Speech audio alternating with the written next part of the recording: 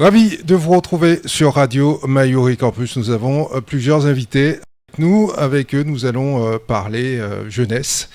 Avec nos invités, à commencer par Winna Saint-Cyr, qui est donc la présidente de l'association SOS Jeunesse et également de l'association Dynamise son quartier. Elle va nous dire tout cela plus en détail.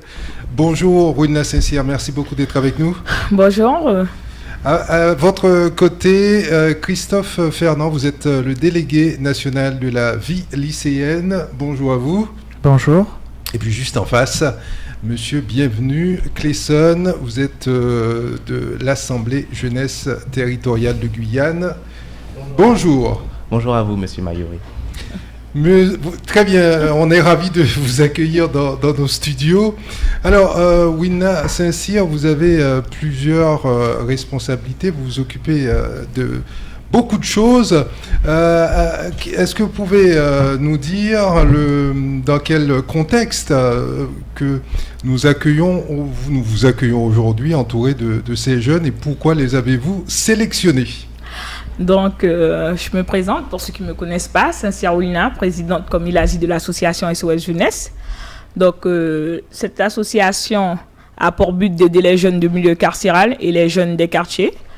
Donc, hier, j'ai eu un appel de Monsieur Fernand qui a souhaité rejoindre mon association de façon à aider les jeunes qui sont dans le besoin dans les quartiers. Et ça m'a fait plaisir puisque maintenant, nous avons beaucoup de bénévoles. On aura l'occasion de parler de vos différentes actions. On passe la parole maintenant à Christophe Fernand, qui est le délégué national de la vie lycéenne.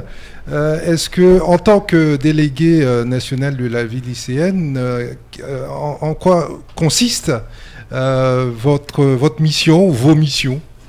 Alors, premièrement, ma mission, c'est d'être sur le terrain, autour des jeunes, en écoutant leurs difficultés, en prenant les remontées. Ça veut dire ce que les jeunes dans leur scolarité, ce qui leur porte problème, ce qui les pose problème, et apporter des solutions et des propositions au niveau académique ou au niveau national, puisque je représente quand même notre académie au niveau du ministre de l'Éducation. Alors tout ça c'est très général. Est-ce qu'on peut avoir quelques exemples précis de quartiers dans lesquels vous êtes intervenu ou de jeunes que vous avez accompagnés ? Alors, je ne suis pas intervenu dans des quartiers pour le moment, mais je me suis plutôt déplacé dans des établissements. J'ai eu aussi l'occasion d'échanger avec l'établissement Félix Eboué. J'ai fait une réunion récemment, d'ailleurs le 27 mars 2021, où plusieurs établissements étaient conviés à cette réunion pour qu'ils puissent me faire part des difficultés qu'ils peuvent rencontrer au sein de leur établissement et que nous n'avons pas forcément les formations au niveau académique, pour que moi, au final, je puisse les remonter au niveau académique. Vous avez été élu, comment ça se passe ? Alors, j'ai été élu le mois de décembre, entre le 9 décembre 2020, j'ai été élu au niveau national. Les membres du conseil académique de la vie lycéenne, entre parenthèses, CAVL, ont voté pour leurs représentants académiques. Nous sommes 2, accompagnés de nos suppléants, en tout nous sommes 4. Et nous mettons des projets en place, comme égalité pour filles-garçons, pour notre académie qu'on fait remonter au niveau national. Donc vous êtes 2 à avoir été élus au niveau national, toute la France ? Oui, toute la France accompagnée des autres élus au niveau des autres académies, puisque nous sommes 30 académies en France. Donc chaque académie a leur représentant. D'accord, donc pour que l'on comprenne bien, sur les 30 académies, il y a eu combien de délégués ? Je n'ai plus les chiffres en tête, mais il y a 2 élus par académie. D'accord, ok. Donc 2 élus par académie, 30 académies, donc ça fait 60 élus, si mes calculs sont bons. Alors, juste en face de vous, Monsieur Bienvenu Clesson, alors vous êtes, faites partie de l'Assemblée jeunesse territoriale de Guyane. Est-ce que vous pouvez nous présenter ce dispositif ? Alors, ce dispositif a été créé maintenant il y a plus de 2 ans par M. Rodolphe Alexandre qui réunit tous les jeunes des établissements. Donc nous sommes 4 par établissement, 2 présidents et 2 suppléants. Donc chaque établissement de chaque commune, nous avons des élèves de Awala et Mapo, nous avons des élèves de Saint-Laurent, de Cayenne, de Matoury, vraiment de tous les établissements, collèges et lycées, qui une fois par mois essayent de se réunir à la CTG pour qu'on puisse discuter des problèmes que nous rencontrons dans nos établissements et de parler de projets futurs, insécurité, projets pour l'avenir pour les jeunes. C'est un dispositif politique, un mouvement politique ? Politique, pas forcément, parce que les élèves viennent pour raconter leur histoire, pour qu'il se passe, vraiment pour raconter ce qui se passe dans leur établissement. Donc bon, pour les jeunes, parce que nous avons également des collégiens. Les collégiens ne savent pas vraiment qu'est-ce que c'est que de la politique. Ils racontent vraiment ce qu'ils voient, ce qu'ils ont vécu, ce qu'ils pensent réellement du système scolaire actuel. Et dire que c'est de la politique, bon, pas vraiment. Et vous êtes en quelle classe ? Alors moi, j'ai fini le lycée l'année dernière. J'ai eu mon bac avec mention, mais je suis quand même resté dans l'assemblée car les jeunes me tiennent vraiment à cœur. Jusqu'à maintenant, il y a des collégiens qui me contactent pour qu'ils puissent avoir des contacts au niveau de leur stage, parce que maintenant c'est très difficile pour un jeune d'avoir un stage en Guyane, notamment avec la crise sanitaire. Donc je fais au mieux avec Madame Fleur, avec qui je travaille au niveau de la CTG, et Monsieur Rodolphe Alexandre. Il faut au mieux pour que les jeunes de Guyane ne se sentent pas oubliés. Cette année pour vous, c'est une année sabbatique ou vous avez quand même vous poursuivez quand même vos études ? J'ai décidé de prendre une année sabbatique après de longues études, le collège, le lycée. J'ai dit que je prenais 1 an pour moi, mais évidemment je travaille à côté, mais je compte reprendre mes études en septembre si Dieu le veut. Dans quelle filière ? Alors je souhaite me diriger vers j'ai oublié le nom. Section internationale, politique étrangère. Ce sera en Guyane ou vous allez partir ? Je vais partir. D'accord. Vous savez déjà dans quelle académie, quelle région vous allez, Oui, je vais sûrement partir à San Diego. D'accord. Aux États-Unis. Mais écoutez, c'est bien, puisque c'est vrai que habituellement, les jeunes Guyanais partent majoritairement en métropole, et c'est aussi intéressant d'explorer d'autres régions du globe, de la planète. Alors, nous revenons à vous, Wilna Saint-Cyr, présidente, je rappelle, de l'association SOS Jeunesse, également dynamise son quartier. Quel bilan pouvez-vous dresser de toutes ces actions, au fait, que vous menez, puisqu'on vous voit sur tous les fronts Donc, je vais vous dire qu'il y a une grande conscientisation. Maintenant, on a vu dernièrement des jeunes du milieu carcéral qui sont motivés. Ils sont accompagnés par des jeunes de l'association SOS Jeunesse. Et pour la plupart, ils sont présidents d'association et ils montent eux-mêmes leurs projets. Donc, dernièrement, nous étions à Matoury pour faire une action avec les jeunes de Chicago. Donc, les jeunes de Chicago, avec notre aide, ont loué un bus de façon à récupérer des plus jeunes à Chicago pour faire une chasse au trésor. Et j'ai vu qu'ils étaient fiers parce que ils se sont dit qu'ils sortent de milieu carcéral. Déjà, c'est pas évident, ils seront jugés et catalogués. Mais du fait qu'ils ont été responsables, ils ont été récupérer les enfants et l'animation s'est bien passée, c'est une première déjà. Parce que vous savez, lorsque vous confiez vos enfants et vous dites aux parents que ce sont des jeunes de milieu carcéral qui montent le projet de la chasse au trésor, il y a des parents qui seront sceptiques. Mais j'ai vu qu'il y avait une vingtaine d'enfants et pourtant, ce sont des jeunes qui sortent du milieu carcéral. Donc, au moins, il y a eu un grand travail de conscientisation, il y a une confiance qui commence à s'installer. Parce qu'on voit la volonté des jeunes de vouloir changer, on voit que les jeunes essayent de s'intéresser. Il y a même ceux qui m'ont dit qu'ils veulent reprendre les cours et ça m'a fait plaisir. Quels sont les objets de l'association SOS Jeunesse ? Donc, les objets de l'association SOS Jeunesse, c'est de venir en aide aux jeunes qui sortent du milieu carcéral de façon à ce qu'ils se réinsèrent dans la vie active. Parce que lorsqu'ils sortent de prison, ils n'ont pas de repères. Et ils nous disent souvent qu'ils se sentent trop grands pour certains, vous savez, pour aller à la mission locale. Lorsque vous allez en prison, revenir au point de départ, retourner à la mission locale, vous ressentez, je ne dirais pas une honte, mais vous avez honte parce que souvent vous êtes catalogué, on vous dit pourquoi vous êtes passé par la case-prison pour revenir encore à la mission locale. Donc, ils préfèrent, certains jeunes, ne pas entendre ça. Donc, ils préfèrent des associations qui les aident à créer leur CV pour voir s'ils peuvent postuler dans les boîtes d'intérim, vous savez. Mais c'est très dur pour eux parce qu'ils seront catalogués automatiquement. Dès que vous sortez de prison, on ne cherche même pas à savoir, on va vous cataloguer, c'est mal vu, au fait. Et quels sont les moyens dont vous disposez pour... Donc, poursuivre, pour accompagner ces jeunes, pour les aider? Nous avons des jeunes étudiants comme eux, des jeunes étudiants qui les aident à refaire leur CV déjà, parce qu'il faut savoir, il faut au moins la base pour refaire un CV, et le plus souvent ils n'ont pas de base. Ils ont quitté le cursus scolaire très tôt. Donc nous avons des jeunes à SOS Jeunesse qui sont bénévoles, qui les aident. Nous avons des jeunes coachs. Moi, je suis coach pour aider les jeunes à reprendre confiance en eux et à monter leur projet. C'est pour ça que j'ai créé le projet Dynamisme ton quartier. Nous avons 16 associations qui ont été créées depuis peu, entre Cayenne, Matoury et Kourou. Donc, l'association SOS Jeunesse crée des associations. Fédère 16 autres associations, oui, sur le territoire. Sur le territoire. D'accord. Et donc, vous avez toute une équipe en place sur laquelle vous vous appuyez dans les quartiers, et vous intervenez pour établir des stratégies, donner des orientations, c'est ça? Oui, c'est ça, en gros. On peut prendre quelques exemples de quartiers dans lesquels vous êtes implantés? À Matoury, nous avons l'association Les Saveurs de Dada, exemple qui fait de la pâtisserie.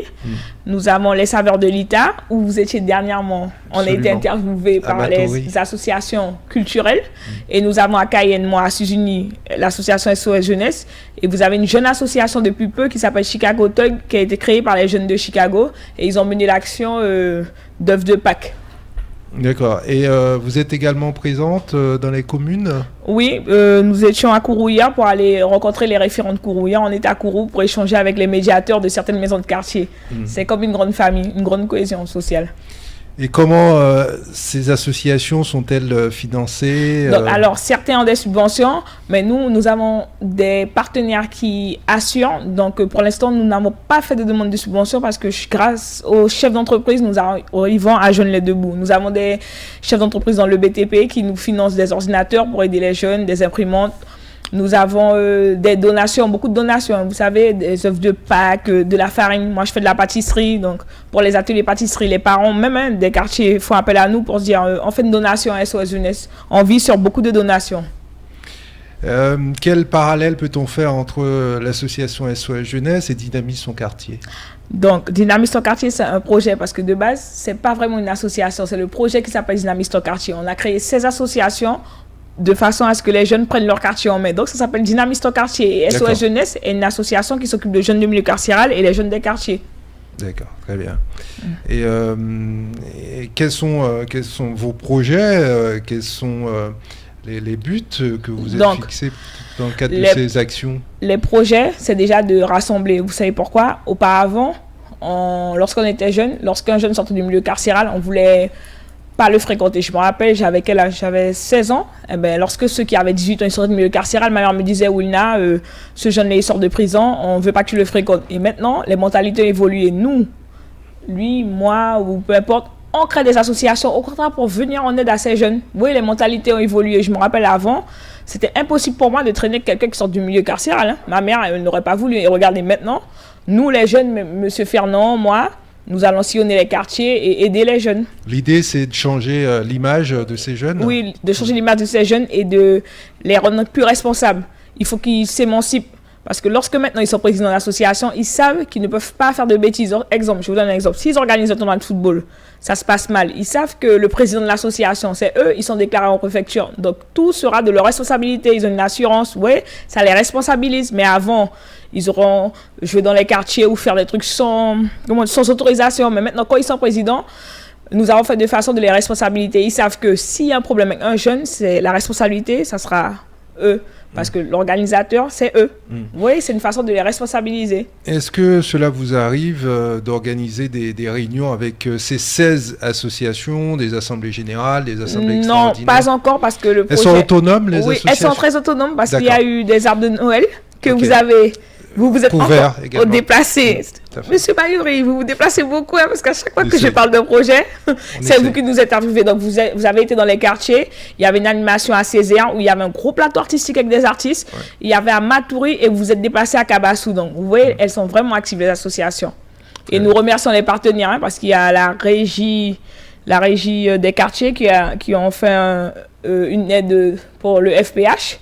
Il y a plusieurs acteurs qui accompagnent les associations. Donc, on les remercie pour ça. Et C'est, comme je vous ai dit, c'est un projet de cohésion sociale. Il faut que les jeunes s'impliquent dans leur quartier. Parce que lorsque nous sillonnons dans les quartiers, les jeunes ont tendance à dire « Ah, mais il n'y a rien dans les quartiers. » Maintenant, il y a des associations qui ont été créées. Faites vos projets, rapprochez-vous vers les mairies pour les demandes de logistique. Allez aider d'autres jeunes. Et tu vois, vous voyez, ça fait une grande cohésion. Ça fait une grande cohésion sociale. Alors, Christophe Fernand, délégué national de la vie lycéenne. Je reviens à vous pour peut-être davantage vous présenter, nous parler un peu de votre parcours, de ce que vous faites actuellement, en dehors de ce titre et de cette fonction que vous occupez.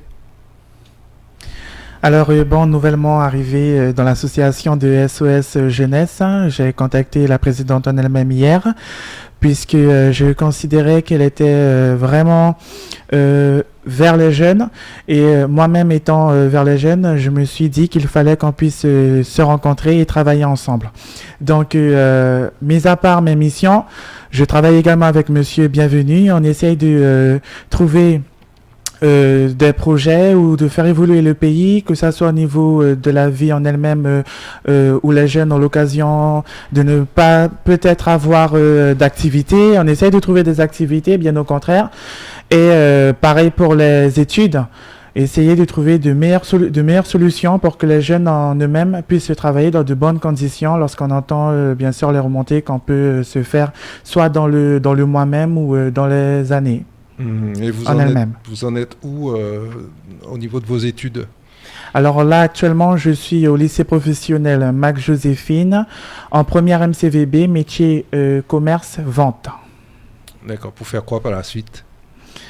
L'avenir me le dira, mais je reste quand même sur cette voie d'être un futur commerçant.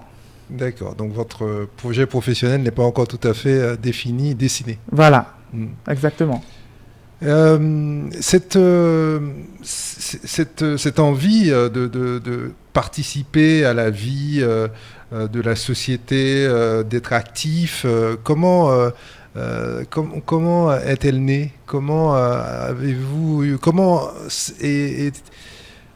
s'est produit le déclic? De m'être présenté, d'être là où je suis actuellement? Non, de vous rendre, de participer activement à la vie de la société en vous impliquant dans des actions associatives. Alors, moi, je vais vous dire honnêtement, je suis ouvert à la population, à la jeunesse en elle-même. Quand je regarde les jeunes qui rencontrent des difficultés, les élèves qui ne préfèrent pas parler lorsqu'ils se font harceler, je fais quand même un rappel pour ceux et celles qui ont eu l'occasion de me rencontrer lorsque j'étais ambassadeur contre le harcèlement auparavant. Je suis d'une personnalité en quelque sorte qui aime aider les jeunes. Donc, ces instances où je siège actuellement me permettent en tout cas de faire un remonté ceux et celles qui sont dans leur devoir d'aider les jeunes et qui n'ont pas conscience des bobos qui peut se faire sur le terrain. D'accord, donc c'est suite à un constat que vous avez décidé, vous, de prendre les taureaux par les cornes, c'est ça? Oui, voilà. Très bien. Et vous envisagez de continuer à créer, entretenir surtout cette synergie pour pouvoir développer des projets d'ampleur au niveau du territoire. Monsieur Bienvenu, Clayson? Oui, bien sûr, parce qu'il faut savoir que la Guyane est magnifique. La Guyane, c'est une belle terre, c'est un beau département qui a beaucoup de richesses. Et il faut savoir que la Guyane, c'est un mix de cultures incroyable que la France ne se rend pas vraiment compte que si la France mettait vraiment tout ce qu'ils peuvent en Guyane, parce qu'il ne faut pas oublier que c'est en Guyane qu'ils envoient la fusée spatiale pour l'Europe, alors que, enfin, je ne vais pas non plus partir dans un débat politique. Pourquoi attendre de la France? Pourquoi ne pas provoquer? Pourquoi ne pas créer? Pourquoi ne pas mettre en place nous-mêmes les choses? Pourquoi attendre que ça vienne d'ailleurs, de quelqu'un d'autre, d'un autre pays? On pourrait, après, il ne faut pas oublier que nous sommes un département français, donc quoi qu'on dise, quoi qu'on fasse, l'Élysée aura le dernier mot. Après, il ne faut pas oublier que la Guyane est forte, les Guyanais sont forts. Quand nous nous unissons, comme les événements de 2017, nous avons su faire entendre notre voix. C'est pour cela que en juin de cette année, en juin 2021, je quitterai mon siège à la CTG, à l'Assemblée, pour me concentrer à 100% dans l'association de ma présidente qui est juste sur ma droite. Car la jeunesse est l'avenir de demain. Il faut savoir que les jeunes qui sortent de prison, ils ont droit à une seconde chance. Je suis très fier de faire partie de cette association et j'espère que nous irons très loin ensemble. Merci à la jeunesse qui me rejoint pour cette action parce qu'il y a beaucoup à faire. Il y a un gros travail de conscientisation. Nous avons déjà commencé à sillonner les quartiers. Nous étions en radio avec les jeunes de la cité Anatole. Ils nous ont fait part de leurs doléances. Nous étions avec les jeunes de la cité Médan et Chicago. Donc, j'espère que les quartiers vont retrouver le bon savoir-vivre ensemble. Des tournois de football, lorsque nous étions jeunes, j'organisais beaucoup de tournois de football. Donc, c'est le Covid-19 qui freine nos projets parce qu'il y a beaucoup d'animations, des tournois de basket, des tournois de belote. Il faut que les quartiers redeviennent comme lorsqu'on était jeune. Lorsque j'étais jeune, il y avait des tournois partout. J'allais avec ma mère, tournoi de football, tournoi de basket, concours de minimis. Donc, nous sommes là pour ça. Il y a 16 associations qui ont été créées. Donc, on attend que le Covid soit éradiqué avec la grâce de Dieu. Et pour accéder à la prison, puisqu'on n'en a pas plusieurs sur l'île de Cayenne, est-ce que vous obtenez facilement des autorisations? Donc, alors, j'ai pris rendez-vous avec une SPIP qui s'appelle Madame Darani. Elle organise des projets culturels avec les prisonniers. Donc, lorsqu'on a pris rendez-vous pour monter le projet, malheureusement, en mars dernier, il y a eu le Covid. Donc, moi, je devais intervenir en tant qu'intervenante en prison pour coacher les jeunes, pour leur dire que même si vous êtes incarcérés, ne vous inquiétez pas, il y a une association qui vous attend dehors, de façon à vous remettre dans la vie active. Et convaincre certains que même s'ils ont... Parce qu'ils auront un casier, il ne faut pas oublier que lorsque vous faites la prison, vous avez un casier, donc il y a certains métiers qui ne seront plus accessibles. Mais quand vous voulez être auto-entrepreneur, par exemple en pâtisserie, vous pouvez être traiteur, même si vous avez un casier, c'est vos compétences qui sont valorisées. Vous pouvez être pâtissier ou traiteur même si vous avez un passé carcéral. Donc nous sommes là pour leur dire il y a des traiteurs, vous serez formés, parce que je peux former, je suis une pâtissière primée, donc je peux former des jeunes à apprendre la pâtisserie et les métiers de bouche de façon à qu'ils puissent créer une entreprise. On fait de l'accompagnement à la création d'entreprise, mais de traiteurs aussi. Si je comprends bien, vous n'avez pas encore eu l'occasion de les rencontrer à cause de la crise sanitaire en partie. Non, à cause de la crise sanitaire. Mais c'est un projet, on doit intervenir en prison de façon à les redonner confiance en eux. Parce qu'ils sont déjà enfermés. Il faut que certains jeunes qui sont de l'extérieur rentrent à l'intérieur pour les conscientiser. Et comment est-ce que vous avez un local? Est-ce que vous avez une logistique? Donc, non, on a juste un petit siège, on a juste un petit logement à disposition de l'association Assus-Unis et les réunions de prévention se font au siège. Les réunions de projet se font au siège. Ce matin, j'étais en réunion avec ces deux jeunes avant de venir en radio. Donc oui, nous avons un espace où recevoir des jeunes pour faire des réunions Assus-Unis. Parce que vous êtes quand même une association qui chapeaute, qui fédère 16 associations. Est-ce que vous avez des salariés? Non, pour l'instant, non. C'est que culturel. Au fait, c'était plus pour redonner une dynamique. Donc, je vous explique la stratégie.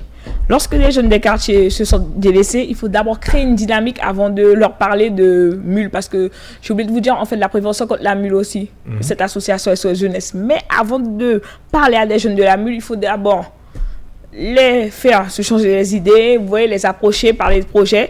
Et ensuite, il faut parler de ce sujet. Parce que si on intervient directement en parlant de la mule, ils vont se braquer contre nous. C'est une expérience de terrain, vous faites déjà vu. Mais tout cela, j'imagine que ça nécessite une certaine organisation. Il faut envoyer des courriers, il faut... gérer. Non, ça se fait très rapidement. On fait, maintenant avec les réseaux, nous faisons un support de communication et les jeunes viennent dans les réunions et en échange, on fait des débats sur la mule, sur plusieurs projets. Nous allons également en radio avec des anciennes mules de façon à faire de la prévention aussi. On va donc faire un tour de table par rapport aux jeunes qui écoutent la radio ou qui regardent cette vidéo sur les réseaux sociaux, puisque les jeunes passent énormément de temps à visualiser, visionner les vidéos notamment. Et quel message Quel message aimeriez-vous adresser à ces jeunes auditeurs ou ces jeunes internautes qui nous regardent en ce moment? À commencer peut-être par vous, Monsieur Bienvenu Clayson. Alors moi, le message que je souhaiterais faire passer aux jeunes, il faut savoir que vous n'êtes pas oubliés, il faut savoir qu'il y a un système derrière, il faut savoir que vous avez des droits, que vous avez des subventions qui sont là pour vous, que l'éducation nationale, elle est faite pour vous, elle est faite pour demain, votre avenir. Mais au fait, si je puis me permettre, je me mets à la place des jeunes qui nous écoutent, souvent c'est que ils savent tout ça, ils savent que ça existe, mais ils savent pas à quelle personne s'adresser, à quel service s'adresser. Vous parlez de l'éducation nationale, vous savez, c'est une grosse machine. Si vous voulez contacter quelqu'un au rectorat, c'est compliqué, il faut passer par le standard, vous n'êtes pas sûr de l'avoir. Ce sont là les difficultés auxquelles sont confrontés les jeunes. Tout à fait, donc c'est pour cela que il y a eu 2 ans la création de la TGEG. Qu'est-ce que c'est la TGEG? Assemblée de la jeunesse territoriale de Guyane, là où je suis. Qui a un bureau, qui a une antenne. Qui a des représentants dans chaque établissement, collège, lycée, 2 présidents, 2 suppléants. Okay. Et les élèves de leur établissement peuvent se référer à eux, qui eux refont monter au niveau du président de la CTG. Ils ont également mes coordonnées sur les réseaux sociaux. Il y a plusieurs associations, dont les jeunes ne connaissent pas l'existence, qui pourraient être utiles. C'est pour cela qu'avec la présidente, on va faire des préventions au niveau de se rapprocher des associations, pour les installer au sein des établissements, pour communiquer leurs coordonnées, parce que les jeunes ne sont pas oubliés, je le répète, beaucoup se sont délaissés, beaucoup ne savent pas où aller, quoi dire, comment, pourquoi, à qui le dire, parce que maintenant les jeunes n'ont plus confiance aux élus, les jeunes n'ont plus confiance pour qui leurs parents votent, et c'est dommage. Est-ce qu'on peut avoir quelques exemples de doléances qu'on vous a fait remonter depuis que vous faites partie de ce... Bien sûr, je sais que par exemple au lycée de Félix Eboué, il y a des petites divergences entre les élèves et l'administration, une cafétéria qui n'arrive pas, Melchior, des travaux qui ne se finissent jamais, les élèves en examen avec les travaux à côté, ça les perturbe. Donc on a plusieurs de petits remonter comme ça au niveau de la cantine, au niveau de la sécurité devant leur établissement, au niveau des vols, des braquages. Donc on a beaucoup de remontées comme ça qu'on fait remonter au président de la CTG qui lui essaye tant bien que mal de faire respecter l'ordre et nous sommes fiers de représenter les jeunes, nous sommes fiers d'être ici et je suis très fier de faire partie de l'association SOS Jeunesse. Christophe Fernand, même question. Alors, ce n'est pas d'aujourd'hui que je travaille avec la jeunesse. Cette année, je prends les 6 ans. Donc, je connais les capacités des jeunes, je connais leurs talents, je connais notre valeur. Et je suis là aussi pour montrer le contraire, pour dire aux gens que les jeunes sont capables de beaucoup. La plupart des jeunes sont eux qui chantent. C'est eux qui font de la danse, ce que beaucoup ne savent pas faire. C'est eux qui osent parler. Je prends exemple sur moi et monsieur Bienvenu qui fait partie de la jeunesse. Il y a beaucoup qui n'osent pas parler des difficultés. Il y a beaucoup qui n'osent pas affronter. Et franchement, je dis à toute la jeunesse, c'est vrai qu'on le répète tous les jours, nous ne sommes pas là pour jouer, nous ne sommes pas là pour s'amuser, nous sommes là pour trouver des solutions. Ils ne sont pas tout seuls, on ne cesse de le répéter, je ne cesse de le répéter. Nous sommes là pour les accompagner, pour trouver des solutions, pour qu'ils puissent continuer leur étude dans de bonnes conditions, bien sûr en apportant tout le nécessaire, tous les conseils qu'on peut leur apporter. Et je leur dis honnêtement, n'ayez pas peur de venir vers nous. Nous sommes là pour vous écouter et nous sommes là pour trouver des solutions car l'avenir de notre pays, c'est la jeunesse. Willa Saint-Cyr, votre message à la jeunesse guyanaise? Donc, mon message est un message pour dire aux jeunes, même si vous n'avez pas eu un cursus scolaire, comment dire ça, même si vous n'avez pas fini, facile. Il faut continuer à se battre et tout le monde a droit à une deuxième chance. Et peu importe leurs erreurs passées, qu'ils sortent du milieu carcéral, qu'ils aient fait des erreurs lorsqu'ils étaient jeunes. Il faut qu'ils reprennent confiance en eux et qu'ils n'aient pas peur. Il faut s'ouvrir parce qu'il y a beaucoup de jeunes qui ont beaucoup de potentiel, mais ils ont peur. Et s'ils ne s'ouvrent pas, nous, on ne pourra pas les accompagner ni les aider parce que s'ils restent en retrait, il faut qu'ils viennent vers les associations et les jeunes qui sont motivés comme M. Fernand et M. Clesson de façon à ce qu'ils soient aidés. Très bien. Je rappelle que vous êtes la présidente de l'association SOS Jeunesse et également de Dynamise son quartier qui en fait découle de cette association SOS Jeunesse.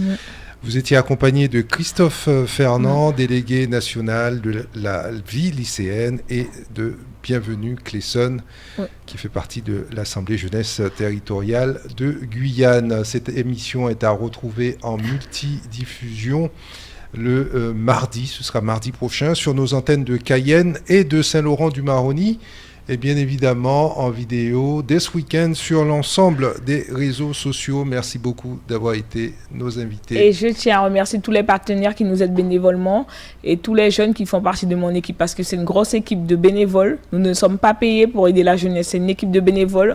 On s'est rassemblés pour aider les jeunes des quartiers. Nous sommes à plusieurs jeunes. Donc merci à tous les jeunes qui sont à mes côtés au quotidien. Donc je vais dire merci à Lewis Tom et Marceline Michaud et Judith Cassic. Ce sont des jeunes bénévoles qui donnent de leur temps aux jeunes. Et je les remercie. Merci à tous. Très bien. Merci à vous. Au revoir. Au revoir.